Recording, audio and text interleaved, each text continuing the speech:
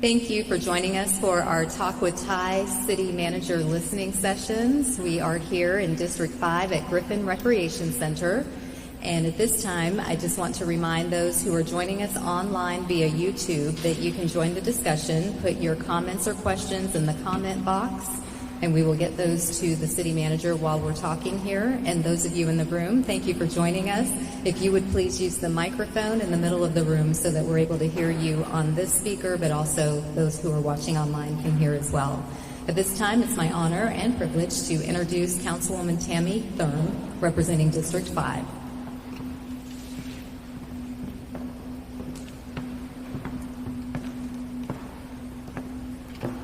Good afternoon. I've had the pleasure of already welcoming those that are here, but I would like to welcome those that are online watching this meeting to District 5 and Griffin Rec Center. We're excited to have our first Talk with Ty here, and I'm thrilled for you all to get to know Ty and welcome him to our community, and I think you'll be very, very pleased with Ty and what he brings to our community. He will be a huge asset for us. So thank you very much. And Ty? Thank you. All right, good afternoon. So let's kind of make this a more, since we're not like 1,000 people, we can actually make it a more intimate session, more of a conversation than Q&A. So thank you very much, Councilmember Thurm, for the introduction. This is an opportunity not just to introduce myself to you in District 5, but also to be able to hear directly from you with regards to some of the pain points and gain points and areas where we can really make a lot of difference citywide and district-wide. So I come with a background specific to transportation and land use planning, but it's really wider than that, because when you've been in the public and private sector, you touch different areas of expertise. And so as I drove up this morning or this afternoon, I noticed obviously that the streets are wide, there's a lot of auto-oriented uses, but then the residences are kind of stuck behind a lot of the auto-oriented uses. And in my head, I'm asking, how do people get access to public transit on such wide boulevards? I saw a couple of GTA buses. I actually think I was driving behind one.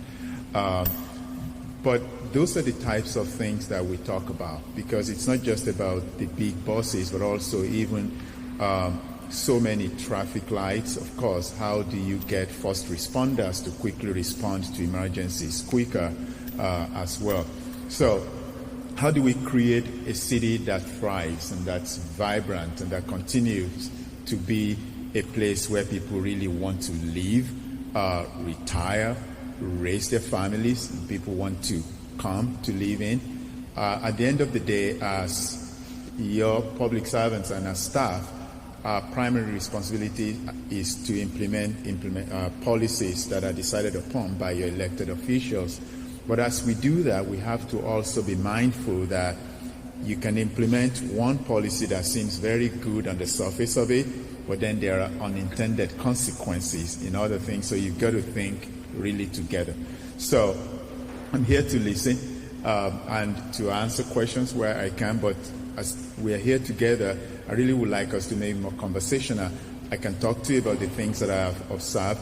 I can also share my experiences from other communities, but I can also talk about the things that I believe we should be doing in order for us to maintain our competitiveness as a city. That's really growing, and we will continue to grow. I can tell you that right now we will continue to grow as a city, but how do we prepare for that growth and development that's going to come? How do we prepare from every angle, whether it's housing, whether it's safety, whether it's transportation, or making sure that our roadway system is conducive and our neighborhoods are safe and they are sustainable? How do we maintain tree canopies? How do we make sure that streetscaping creates that visual as people come into our community, or as people not just drive but walk and ride their bicycles? How can they continue to feel that a sense of completeness when you come into an environment. So that's one. Secondly is, how do we make sure that even as an organization that's responsible for implementing council's decisions, how do we make sure we're organized to deliver services effectively and efficiently to our residents? So that's why I'm here, to be able to listen, but also to be able to answer questions where I may. So I'll stop there, and if there's anything that I need to know, I think there's a mic over there, and we will also have some folks online who may have questions too. So our communications director will be helping to facilitate that, and if I can answer any questions, I'll be happy to. Thank you.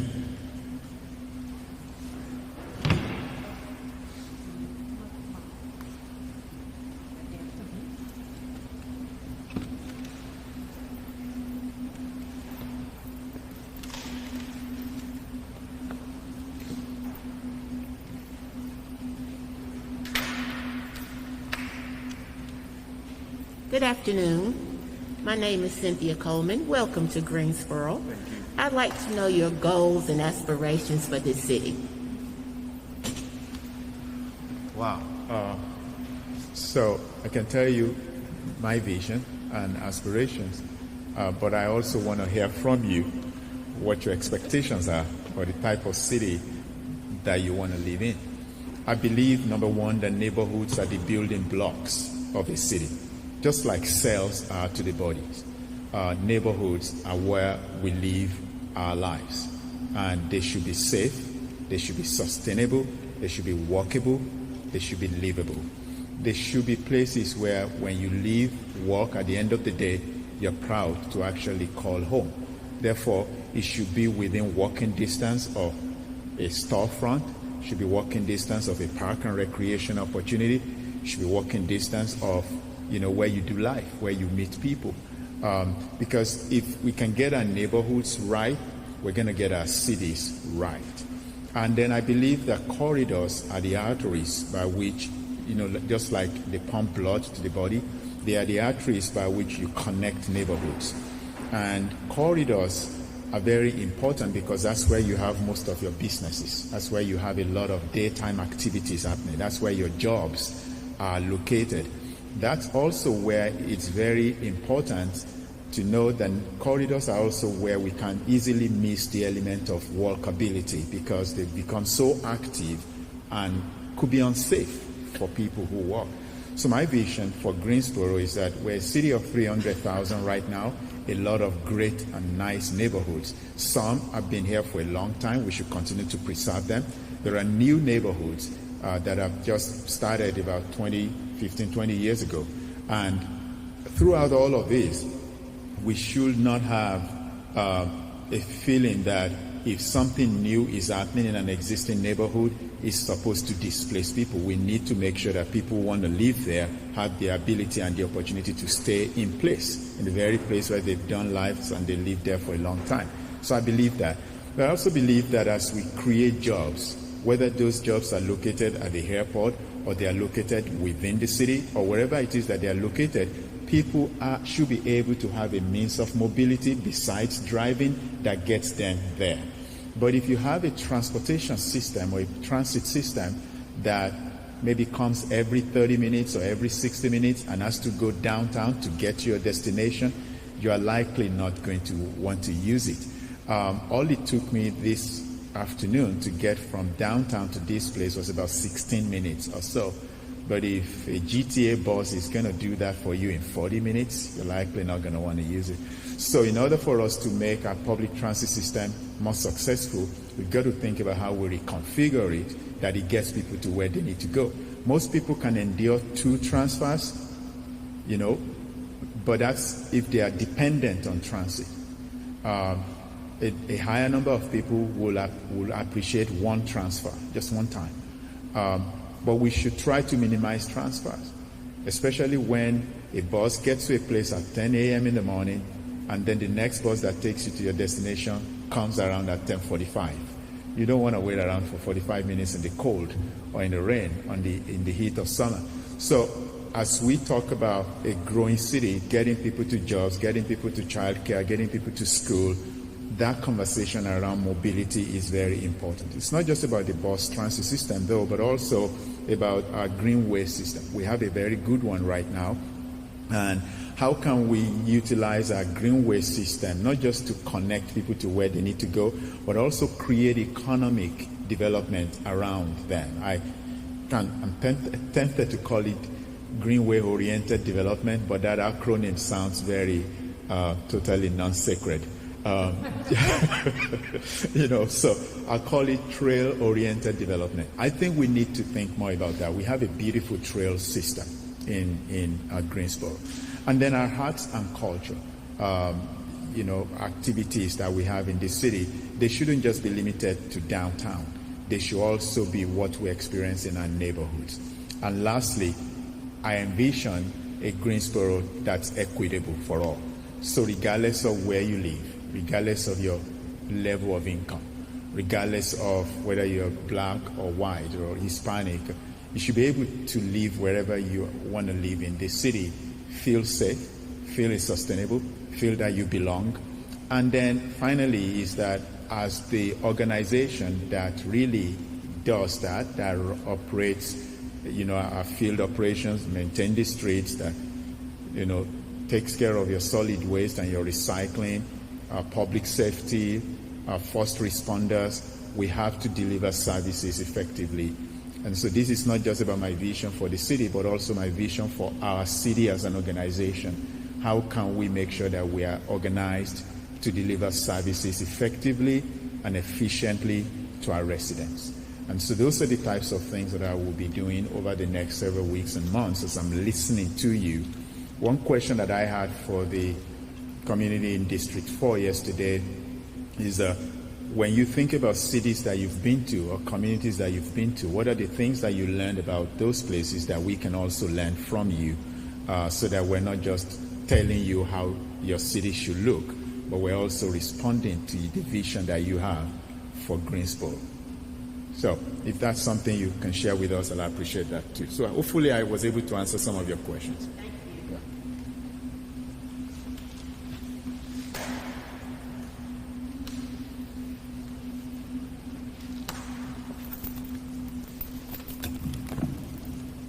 Welcome again, Ty. I just put down a couple of things that come to mind, just crystal black. I'm actually in District 5, new to District 5, but have been very active in District 1. The new districting maps have moved me this way, but I'm glad to be here. There are a couple of things that come to mind just hearing you speak over a couple of the sessions that I've attended, as well as city council meetings. One thing, I don't know if you're familiar with the food halls that Raleigh has implemented, and they've kind of put them in spaces where there's a mixed use, and when I say mixed use, there's a multiple cultural blend of people that come to these spaces. The one that I actually visited was in the middle of a affordable housing area. But they are all put on the patterns of the bus transit areas so that I believe, from my understanding, it's accessible for people that are on the buses. I'd like for you to think about that, something like that for our areas. It was a very progressive thought, and I felt a sense of community in those spaces. It was small, didn't take up a lot of space, but it brought a sense of community to those spaces, and it was welcoming for everyone. So I'd like for you to look at those as maybe something that could be a possibility of growth, specifically in our underserved areas.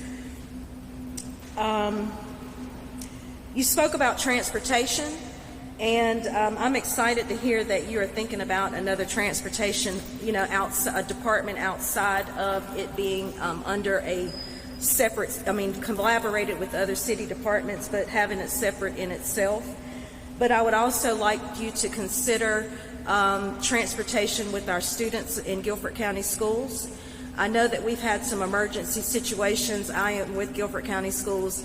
We've had some emergency situations where the city has stepped in and really helped us with some of the challenges we've had because of COVID and transportation. However, transportation issues with students kind of existed before then. And it's just a challenge. I'd like for you to think about our students who are involved in the career technical education programs who have to get to certain sites in the middle of the day and are not afforded the transportation all of the time. I had a daughter who could drive. Not really sure how she could have gotten to those spaces without having her own car and able to get there, but I do know that the success of that program has led her to where she is now in graduate school. So I'd like to see that opportunity for children who do not have the same access that my child had. And I see it as a challenge when you may be able to go and get some work experience at this place, but mom is at work and mom doesn't get off till 6 or 7. And I think having a speedier transit, when you're talking about those less stops, a faster transit, if we could think about that for students as well, I really think that would be a benefit to the city. Something to talk about, Ty. All right. Code enforcement. I would love for you to consider expanding the code enforcement department to be after hours and on the weekend. Just as GPD has issues after hours, fire department has issues after hours, code enforcement has issues after hours. This has been a community issue for more than a year that we have been very vocal about, not sure if we've been heard. But most of our occurrences and most of our community complaints around code enforcement are after hours, and community members cannot reach anyone. And so the standard answer has always been to contact GPD.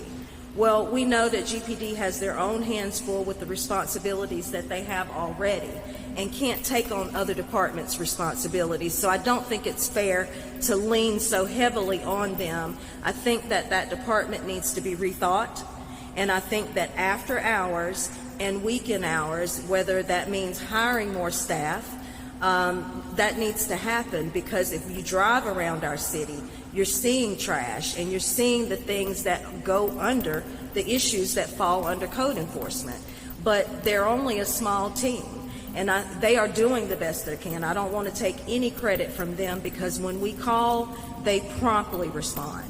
But they're still one team, so I'm here to advocate for them getting the help that they need and asking for you to recognize that the city, I know that the past council meetings have been related to code enforcement, so I think that you can understand the concern that a lot of our residents have, but a lot of that concern could be addressed if we had the proper staffing.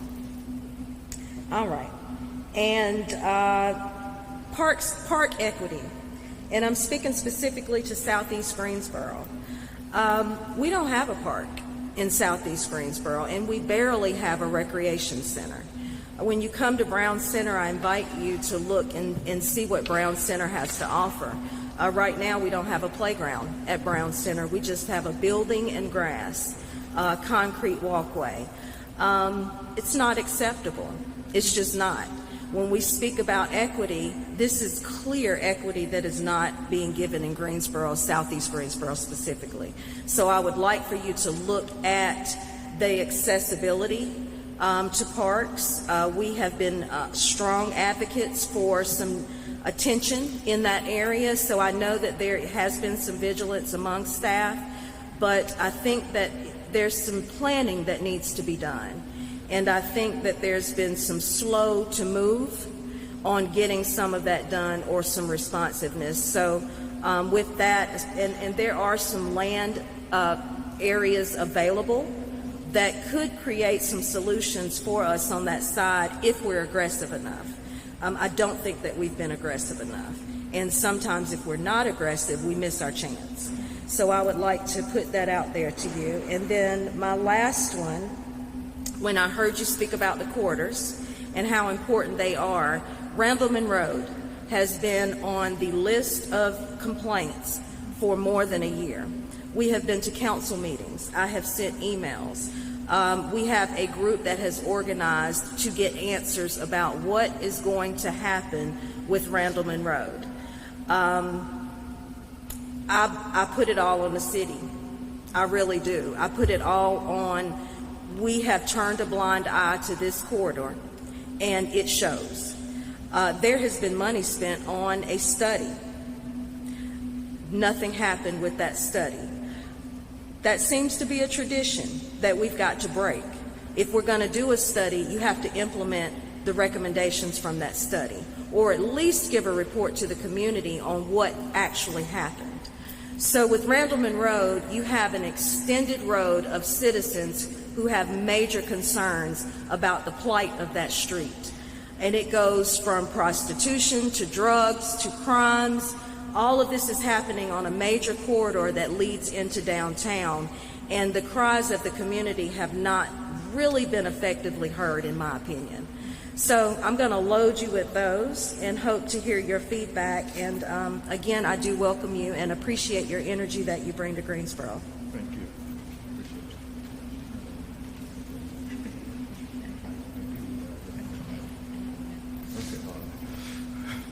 I was just checking with Carla if she has answers.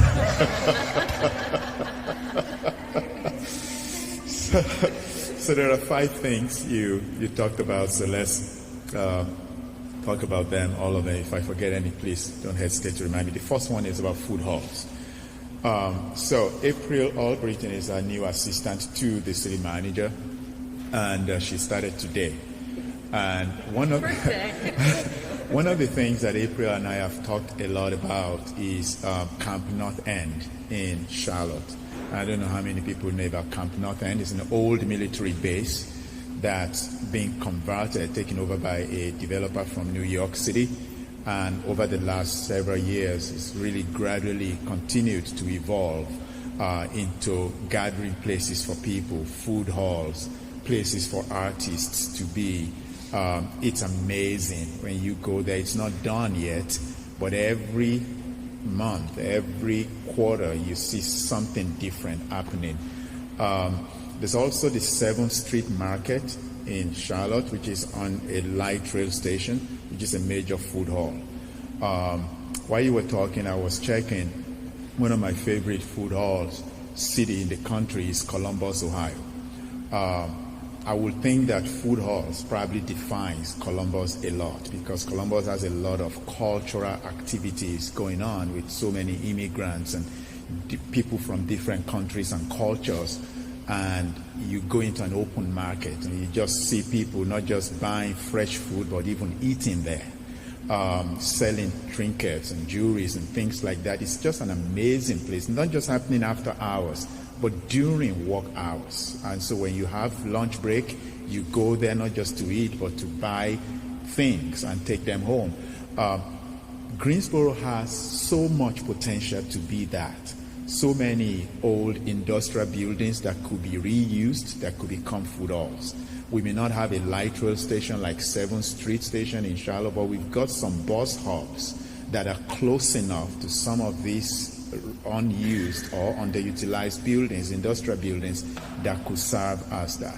So I hear you, and I believe that last time someone, I don't think it was you, but when I was in District 1, someone asked a question about a food and resiliency officer, that if we could have that as a city, but I understand that we actually do. We share that position with the county and Guilford schools.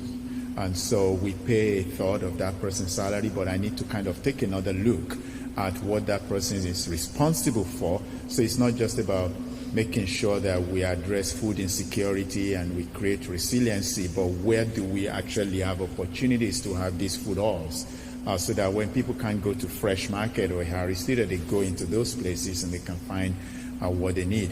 The second thing you talked about, transportation, public transportation for students.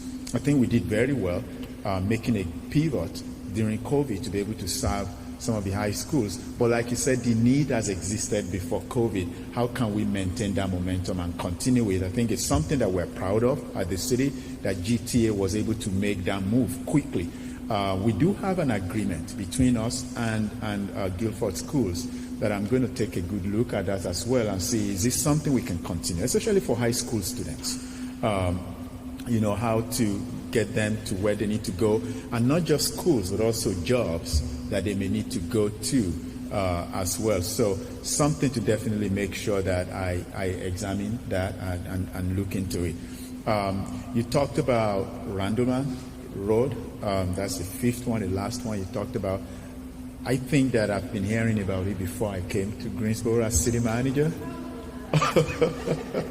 I've been hearing a lot about it, and it was one of the first corridors that I drove through, because as you come through Greensboro, Randuma Road exit is to your right, and I took the opportunity to drive along it, and I compare it to a number of challenging corridors that I've worked with in my career.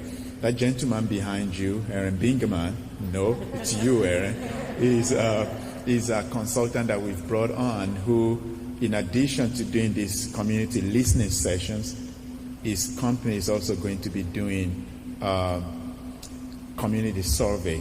So they're teaming up with Gary McCants locally to do that survey for us. But my experience with him is that he's worked on corridors that actually look like Randuma Road as well. And I'm sure in the community survey they're likely going to be hearing that. I'd like to take a look at the study. It's definitely a challenging corridor, I can tell you that. But challenging corridors are also where you have a lot of transit dependence. They're also where you have potential for people to be displaced if you're not careful when things are being done there. So it's going to have to be that we do with sensitivity to people who live there right now and who do business there and who actually use that corridor on a regular basis. What's the fourth thing you said? Something about... Yes. You said? Code enforcement. I totally get you on that. So most violations happen after hours. So whether they be related to short-term rentals and Airbnb noise making, or they're related to people parking 8 cars on a driveway that could only take 2. And so when people want to call, there's nobody to call. And so I definitely hear you on that, and I will take a good look. Happens to be an area that I worked closely with in my experience coming from Charlotte. Code enforcement was broken into 2 in Charlotte. One was housed within the planning department, and the other was housed within the housing and neighborhood services department.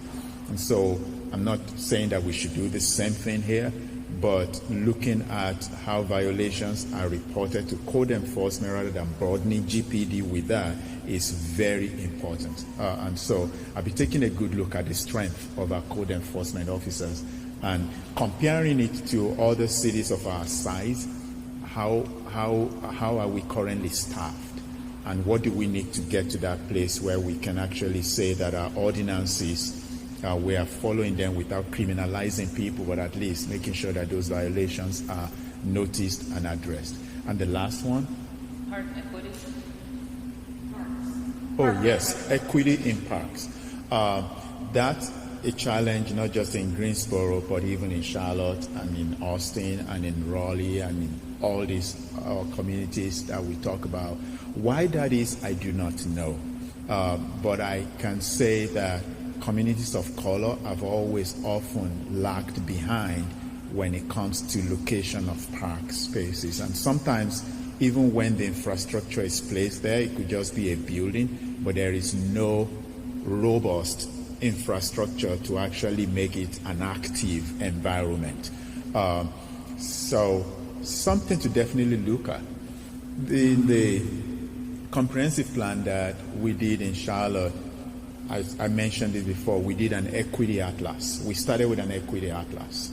And to say it's not enough to talk about parks being located here and there, but let's actually map the entire city and see where adequate parks infrastructure are currently sited. And it's incredible how the divide is huge.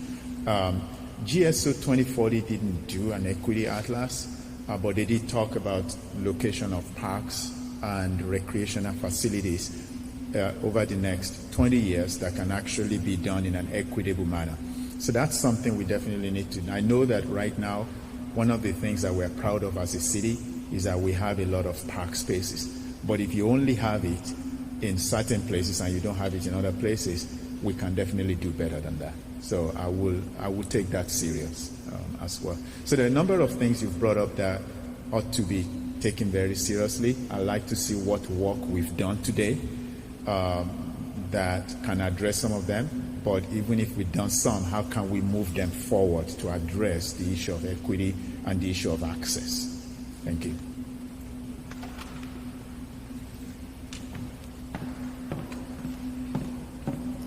So we have a question from our online audience. What is the biggest difference Greensboro residents can expect to see in the next 5 years? Wow, that's a very good question. I was worried that you would say in the next 5 weeks. That would be you. So in the next 5 years, there's a lot that we can do. The first thing we've got to do is to build on the momentum that we have right now with the jobs creation, the big jobs that we have. They should result in some spin-off of similar jobs and industries coming here that are associated with aerospace. And secondly, as we attract those types of jobs, though, I envision a city that in 5 years' time, the number of small businesses that we're able to not only retain but recruit will be on a very upward trajectory. Those are businesses that will be close enough to neighborhoods, not businesses that will locate outside, but they will be close enough that mom and pops, that people can really come in and come out. I definitely see us doing that. Thirdly, I expect to see a significant improvement in our public transit system. To even include a conversation around a trolley or an urban circulator connecting one end of our city, like East Greensboro, to another, like maybe our downtown or Tanja Center. I definitely would like to, one of the things I like to do over the next several weeks is take another look at our Mobility 2040 plan and see how we can update it in such a way that it addresses what the next 5 years will look like. But I envision that in 5 years' time, we're talking about a revitalized bus system that is better frequency, more reliable. People can feel free on it, feel safe rather on it, and people can actually talk about, you know, I got on the bus, my Wi-Fi was working very well, so there are people who will really choose to use transit, not necessarily because they depend on it, but because it's something they choose to use. In the next 5 years, I would like to see us talk about moving the trajectory on safe and affordable housing. I know that Council has an adopted strategy right now as a priority to say that we will have about 15 or is it 20% of our residents that have access to safe and affordable housing by 2025 or something like that. By 2025, I want us to start talking about the fact that more people live downtown than we have today. 1% of housing in this city is downtown. That's too low. I think that number needs to be higher. But I would also like to see that there are different types of housing products for our seniors and for our young people. We have 70,000 students in this city because of the 7 colleges or so that we have. How can we help them that when they graduate, they stay in this city or in the region rather than move out to, you know, other cities? It's by creating pipelines for them. But at the end of the day, they need a place to live.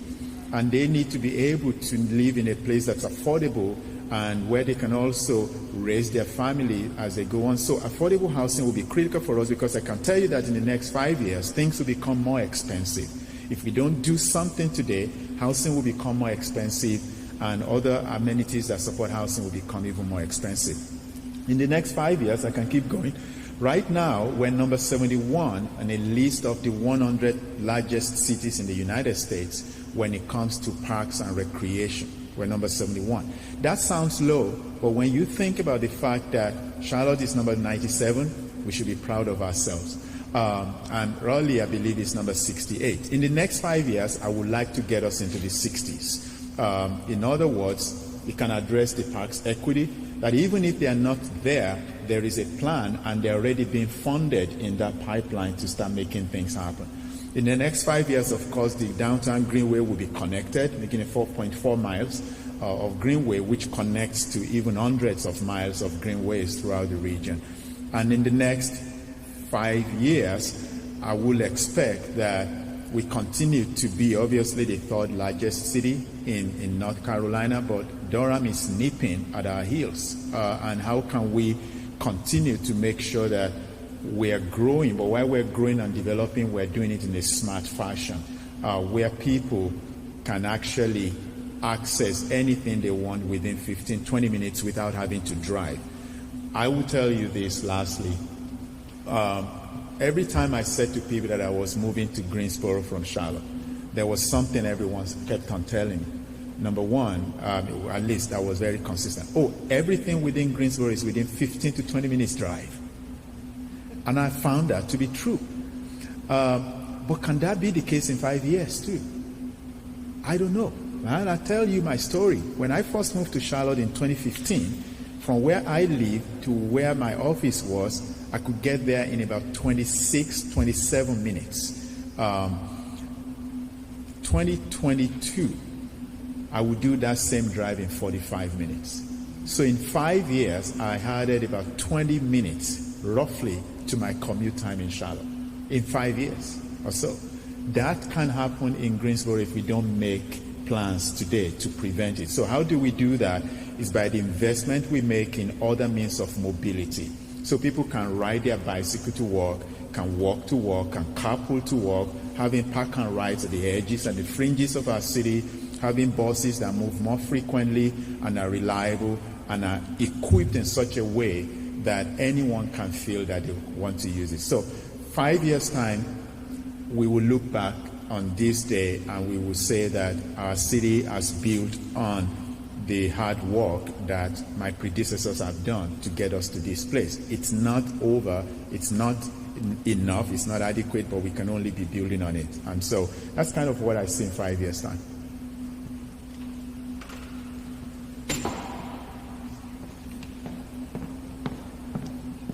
Just to expand on what you were saying about the parks, if you're not familiar with the Parks Master Plan, Plan to Play, that was actually adopted 2 years ago this month. So it is considered our framework, and the objective is for a 20-year plan for our park system. It's on the city's website, so greensboro-mc.gov. In the search box, you can just type in Parks Master Plan or Plan, the number 2, Play, Plan to Play.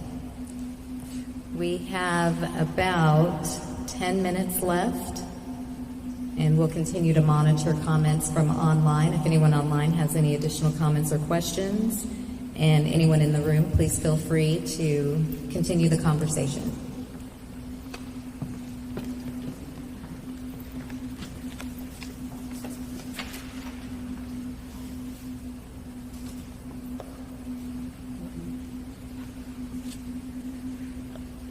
I spend a lot of time in Charlotte, mainly because of the shopping. A lot of options. Some of my concerns are concerns that affect every city in the United States. Oh, can you hear me? Can you hear me? Okay. Yes, Okay. One of them is the panhandlers here. Yesterday, I was on Wendover, and one of the panhandlers was actually in the street, in traffic. And so that's a concern. That's a safety issue for not only the panhandler, but also for the people who are driving in that area. And that has been a continuous problem here in Greensboro. The second thing I'd like to talk about is the trash. I've experienced a lot of trash in the city. Just driving through different sides of town, we need to really look at that, because Greensboro is a relatively clean city. So I don't know how all of this trash is coming about, but that's just something that needs some attention. Thirdly, we have city elected officials here. And oftentimes I reach out to some of them and I never receive a text message, an email, a telephone call back. And I do realize people are busy. But when it gets to 2 or 3 weeks and you still haven't received any communication, that is also a concern for me. Because I'm trying to do things in the city And sometimes I need to communicate with some of these people to find out if I'm going in the direction that I need to go in. And last, I'd like to know what your thoughts are about attacking the crime here in the city of Greensboro. Thank you. So, thank you very much.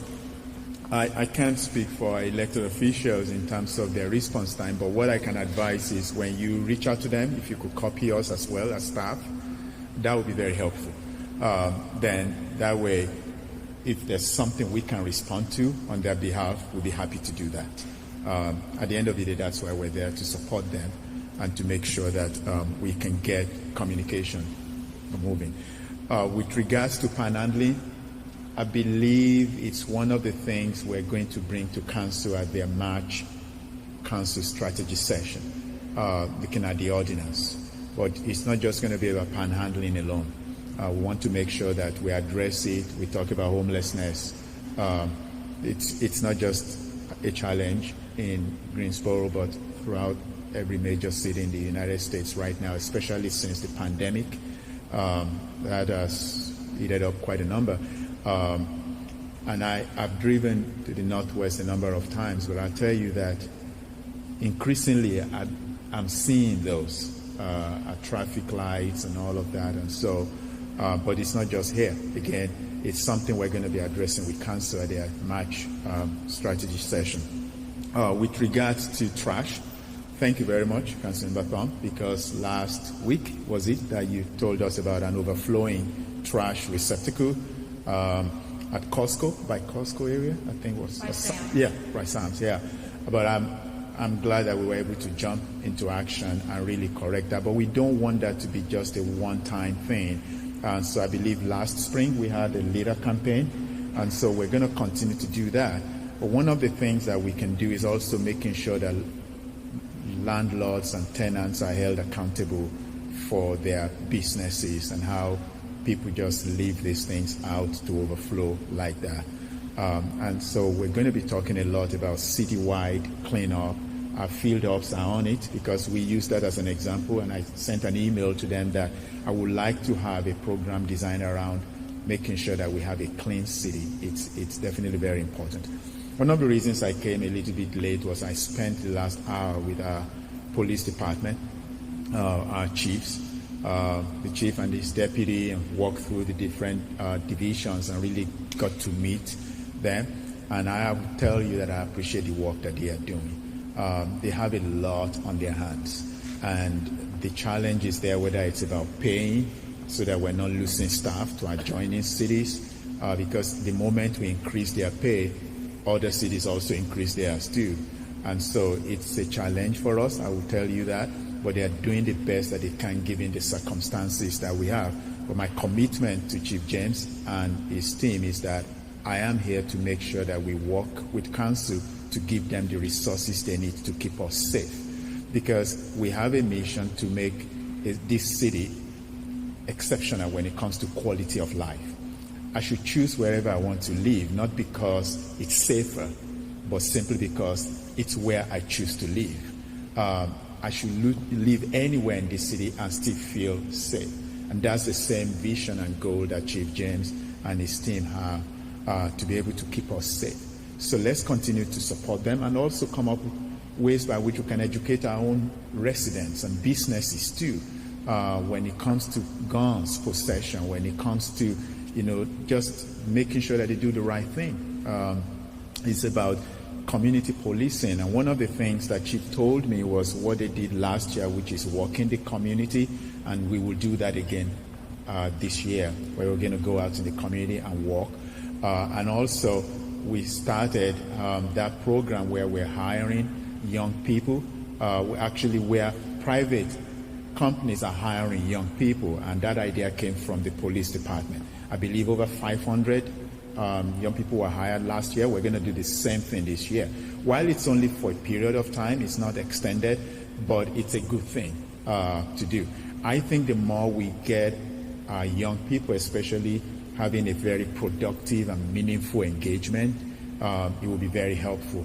Hopefully also we as the city can partner with other large employers to start talking about hiring some of our young people as interns, maybe during the summer, and using that as a way to create pipelines for them for eventual work opportunities that will be created. So once again, I hear you. When I was interviewing for this position, Council told me 4 things that are critical to make sure that we achieve. Public safety was number 1. Jobs creation, number 2. Housing, safe and affordable housing was number 3. We're also making sure that city staff is equipped and organized to be able to address every single one of those things. And so I'm working on them. It's not a checkbox thing for me. It's a reality because I live here now. And so as a resident and as a city manager, all of those things are just as important to me too. So public safety is very crucial, and we definitely know that I will be providing, and at least make sure that I work with council to provide the resources that our public safety officials need to do their job effectively. Thank you.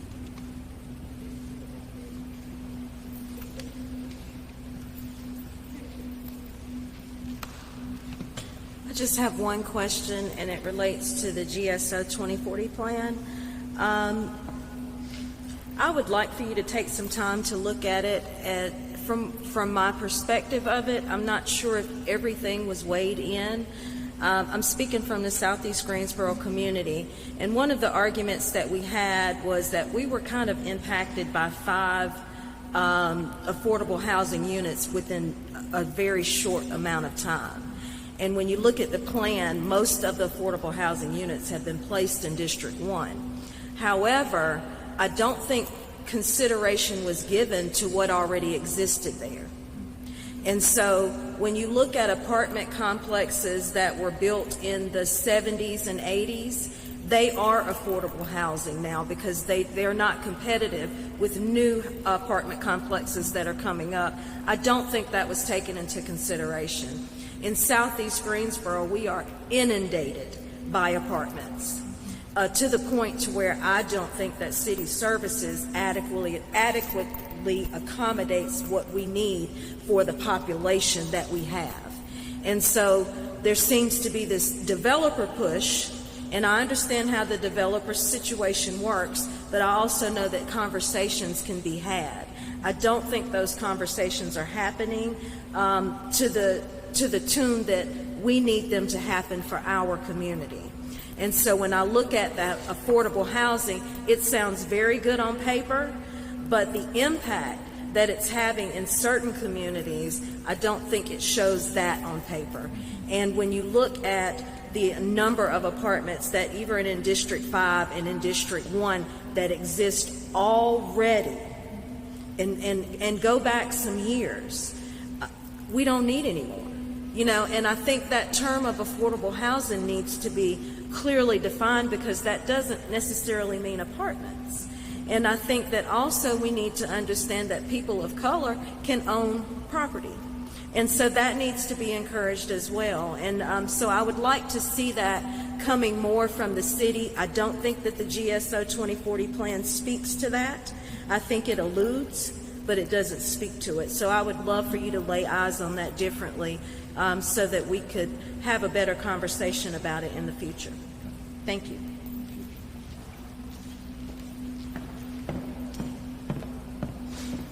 And to your point about more home ownership, the city did partner with Housing Consultants Group in the middle of the pandemic, and surprisingly it was a campaign for 100 homes.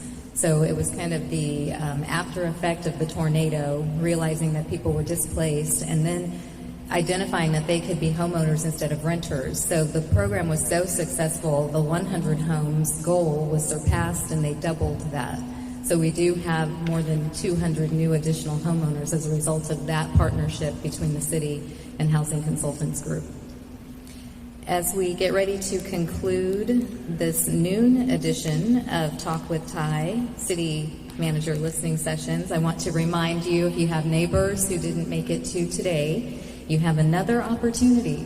District 5 will meet again on March 9th, which is a Wednesday, from 6 p.m. to 7 p.m. And if you want to be in person, this will be at Leonard Recreation Center at 6324 Ballinger Road. 6324 Ballinger Road.